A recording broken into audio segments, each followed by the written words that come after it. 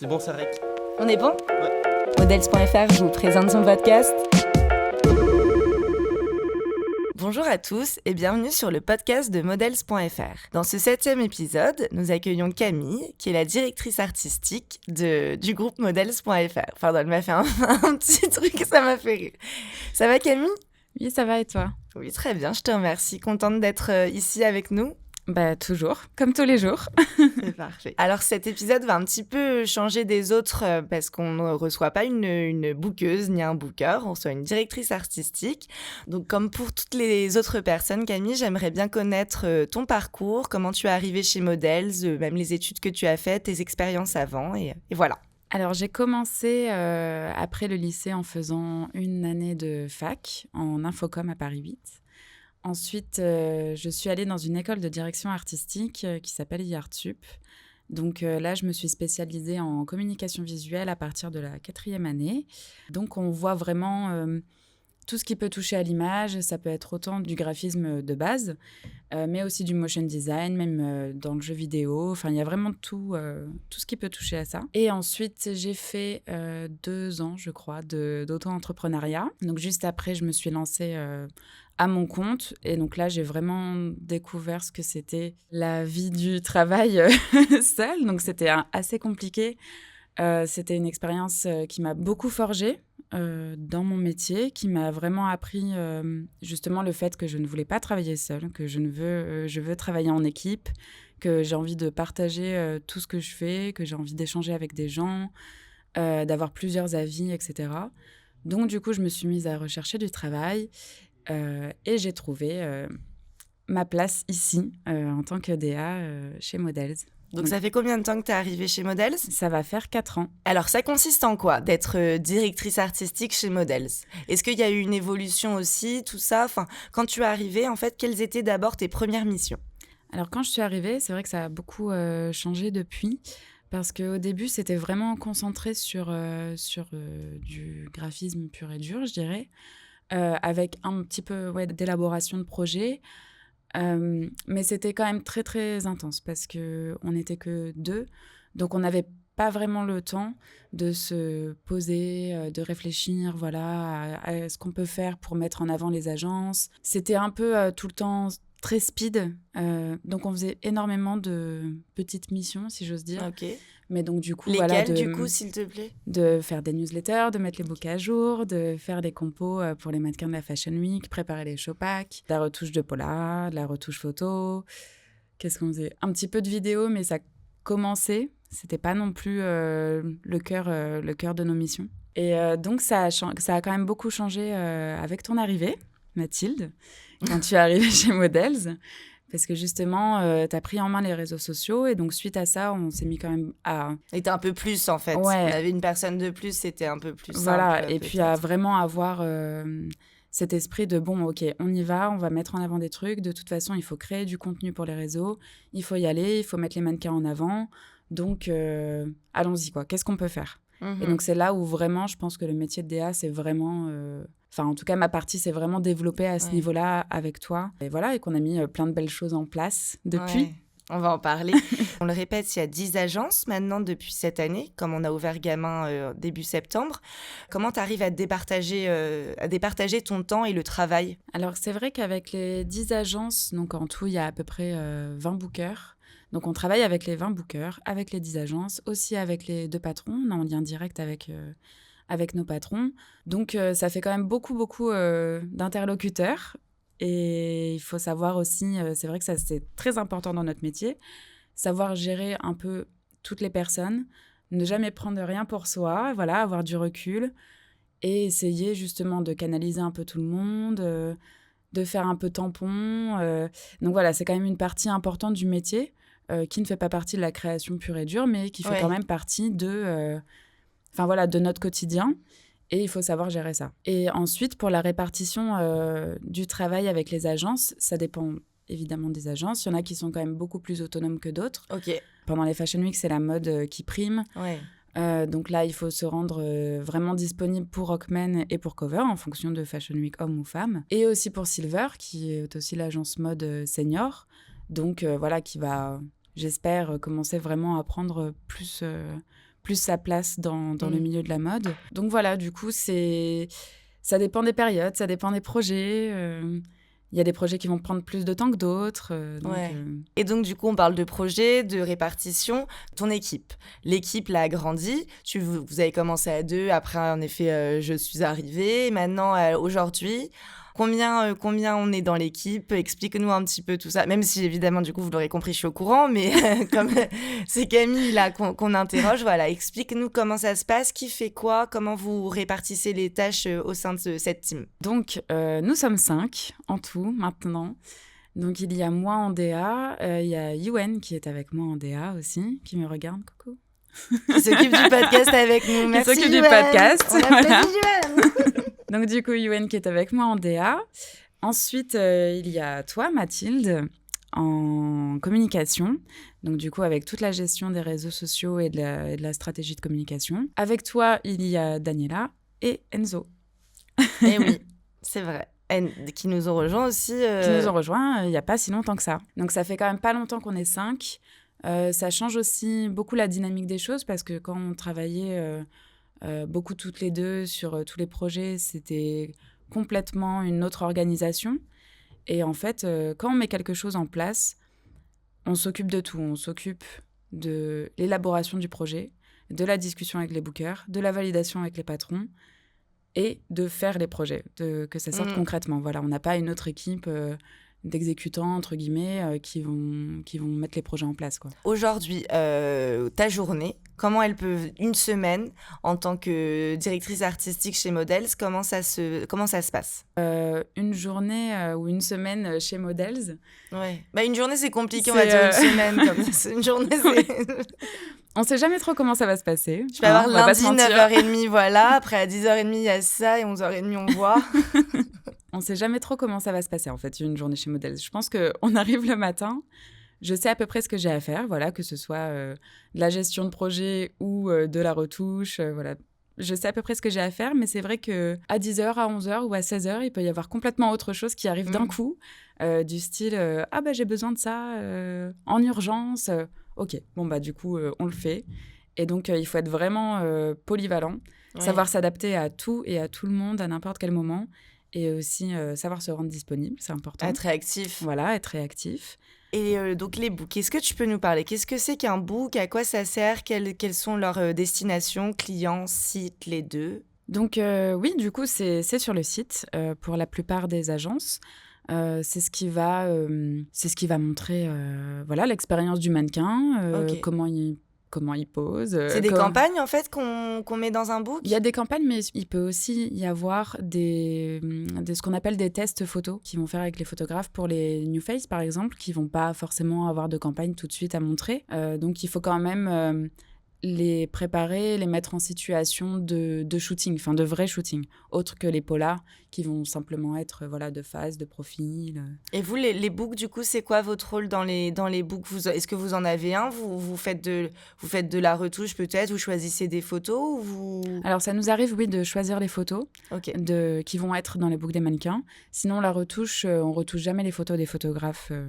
Tout le monde peut se rassurer. On ne retouche jamais les photos d'autres photographes. Et par contre, oui, on peut retoucher des polars dans la limite du raisonnable, évidemment. On va pas faire en sorte que la personne ne ressemble plus à ce qu'elle est vraiment. Mais voilà, c'est quand même essentiel pour avoir une bonne lumière et pour mettre la personne en avant, quoi. Donc, on va pas laisser un polar... si jamais il a été pris et qu'il est tout sombre, voilà, on va quand même retoucher ça. Parce que la plupart du temps, c'est quand même les bookers qui prennent des polars. Et leur formation, c'est pas non plus d'être photographe. Donc du coup, nous, on va essayer de remodifier un peu tout ça. Donc voilà, c'est des petits trucs de base, mais qui vont quand même mettre plus en avant le mannequin pour les clients. Et donc le book, voilà, c'est essentiellement à destination des clients pour qu'ils se rendent compte de comment est le mannequin en situation de shooting. Et les polars, ça sert à montrer à quoi ressemble la personne sans maquillage, au naturel. J'aimerais bien un tout petit peu dévier sur la Fashion Week. Comme on est sur les books, on va continuer de parler de la mise en avant des mannequins. En période de Fashion Week, vous êtes beaucoup demandé. Quel est votre rôle et quand est-ce que vous intervenez? Avant, après, pendant? Est-ce que, voilà, on aimerait connaître votre rôle, vous, en tant que DA, pendant la Fashion Week. Donc nous, on intervient essentiellement avant et après. pour justement mettre en place ce qu'on appelle les show packs. Et donc, dans les show packs, il y a les composites. C'est la petite carte du mannequin. La donc, carte de visite, on disait, comme une je carte crois, de avec visite, Saskia. c'est ça. Ouais. C'est quand même le plus important de la Fashion Week, on va dire. Enfin, pour nous, en tout cas. C'est d'avoir un show pack qui est parfait, qui est nickel. On repasse 150 fois pour vérifier qu'on a bien mis toutes les mensurations, qu'il n'y a pas une petite faute de frappe quelque part. C'est vraiment quelque chose de très important, donc on y passe énormément de temps. La sélection des photos qu'on va mettre sur les compos de chaque mannequin, c'est à la fois... Enfin, les bookers, ils vont en choisir quelques-unes. Ok. Et nous, on va voir ce qui fonctionne un peu mieux entre le front et le back.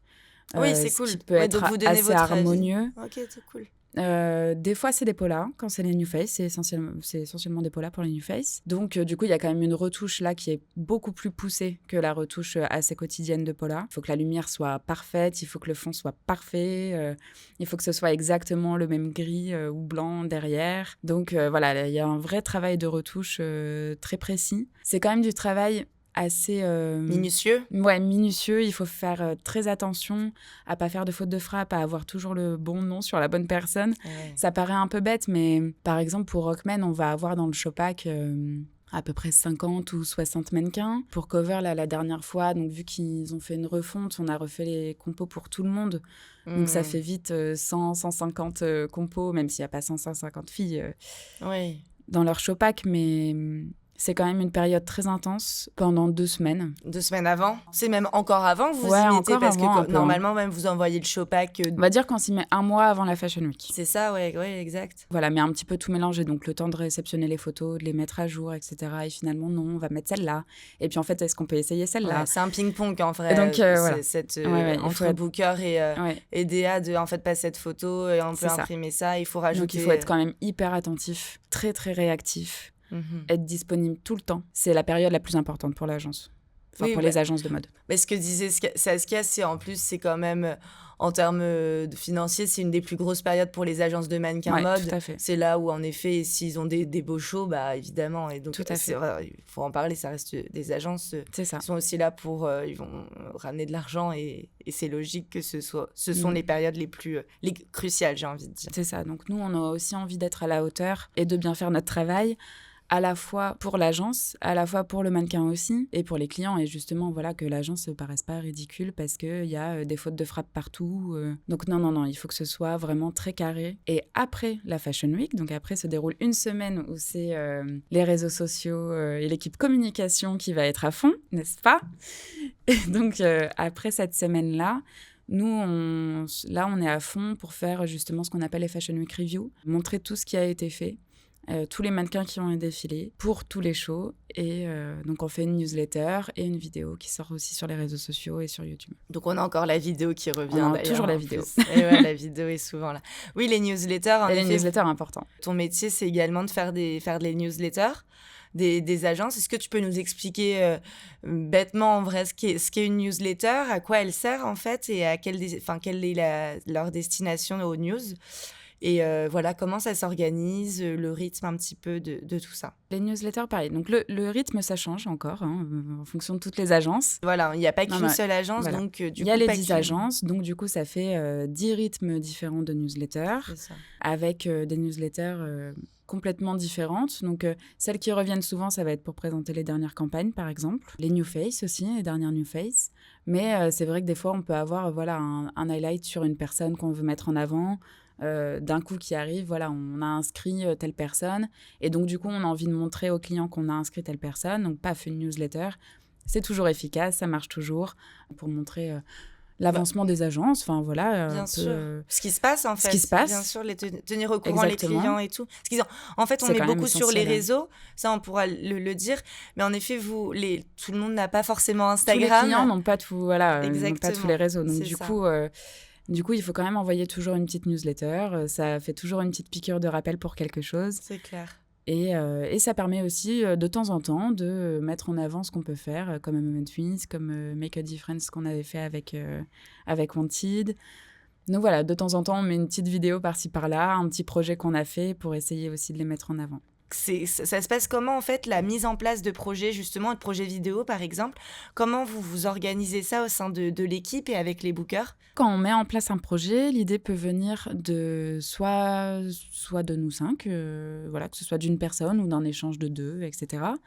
Ou alors de temps en temps des bookers aussi. Voilà, s'ils pensent à quelque chose, évidemment, on va pas dire « Ah non, non, jamais de la vie !» Donc non, ça vient vraiment d'un échange entre eux et nous. Si on a une idée, on va leur en parler, on va dire « Ah bah, on a pensé à ça, on pourrait faire ça, ça pourrait se présenter comme ci, comme ça. » Et donc après, ils nous disent oui ou non, ou peut-être, ou « Ah, on va en discuter. » Donc c'est vraiment un échange au début. Après, on va faire valider au patron. On dit « Bon, bah voilà, on a pensé à ça. On aimerait bien mettre ça en place pour telle agence. » Ils nous disent oui ou non. Il y a une espèce d'histoire de validation de budget s'il y a besoin. Oui, évidemment. Et donc, voilà. Donc après, on se met à contacter les mannequins. Et c'est parti. Donc après, par exemple, si ça va être de la vidéo, donc ça va plus être Yuen et moi. Si c'est de la photo, ça va être plus Daniela. L'interview, ça va être toi ou Enzo. Donc voilà, chacun a ses aptitudes, comme on disait au début, et chacun a ses petites skills. Et du coup, en parlant de projet, quel est le projet que tu as le plus aimé depuis 4 ans que tu es chez Models? Alors, je pense que j'en ai 2. Alors 2. Donc, j'avais dit 1, mais je plaisante. Non, mais parce que du coup, il y a quand même A Moment With qui est vraiment particulier. Et c'est le bébé. Qui est sur la longueur. Ouais, en plus, c'est notre bébé, tu vois. Donc, du coup, et c'est quelque chose sur la longueur. Donc, ça va... Enfin, voilà, j'espère pour nous et pour tout le monde que ça va tenir. Et c'est tellement enrichissant à tout niveau. Voilà, c'est qu'on découvre des gens, c'est enrichissant à la fois professionnellement et personnellement. Humainement, complètement. Ouais. Donc c'est vraiment un projet qui, je pense, nous tient à cœur, à toi, à moi et à l'équipe de sport, parce que en plus ça fonctionne, donc du coup, tant mieux. Et l'autre auquel je pensais, c'est les 20 ans de Teen, parce que c'était quand même quelque chose de très particulier. Et c'était une superbe expérience où à la fois on était tous à fond dedans. Oui, et c'est vrai que c'est la première fois pour moi, donc du coup, que je participais à l'organisation d'un événement. Oui, parce qu'on ne l'a pas expliqué, il y a aussi l'organisation d'événements quand il y a des anniversaires, tout ça. Mais il y a tellement de choses à dire. Il y a tellement de choses que... faudra peut-être qu'on refasse un podcast, on verra avec c'est un peu compliqué de tout dire. Mais on va faire un échange à 5, comme ça, se balancer la balle, un temps de parole et... Mais donc oui, du coup, les 20 ans de Teen, c'était vraiment particulier parce que donc on a réfléchi tellement de temps avant à ce qu'on allait pouvoir faire, à comment on allait l'organiser. Est-ce qu'on invite les clients? Est-ce qu'on invite les enfants? Et on le fait pour qui? Pourquoi? Qu'est-ce qu'on offre? Est-ce qu'on offre un truc ou pas? Enfin, c'était vraiment... on partait de rien pour au final avoir énormément d'échanges pendant des mois. Et au final, pas si longtemps que ça. Je crois que ça s'est fait à peu près en 2 mois. Voilà, enfin, je me souviens plus trop. C'était vraiment, je pense, mon premier projet le plus complet. Sinon, ma dernière petite question que j'aime bien poser, c'est qu'est-ce qu'on peut te souhaiter à toi, Camille, en tant que DA chez Models, et puis en tant que Camille personne? En tant que DA chez Models, on peut me souhaiter d'avoir encore plein de projets créatifs, et même plus encore. Enfin, voilà, plus... Toujours plus. Toujours plus. Plus de projets créatifs, plus de... Je sais pas comment dire, mais voilà, que ça continue dans le bon sens, qu'il y ait un bon échange avec les agences, entre nous aussi, et que voilà, on soit toujours sur la même longueur d'onde, qu'on ait toujours envie d'en faire plus pour tout le monde, quoi. Et en tant que Camille? Et moi, en tant que Camille... La santé. À santé. Non, mais du coup, en tant que Camille, ce qu'on peut me souhaiter, que tout aille bien dans le meilleur des mondes, que ça c'est pas mal. Que tout le monde soit gentil et bienveillant entre tous. Voilà. Et en tout cas, merci beaucoup. On souhaite bon courage à Yuen pour le montage. Tout à fait. Parce qu'on peut se permettre de dire ça entre nous. Tout à fait. Bon courage, Yuen. Et on se retrouve tous très rapidement, donc j'ai envie de dire dans 2 semaines pour un nouveau podcast. Merci beaucoup Camille et à tout de suite en fait, j'ai envie de dire. Merci à toi.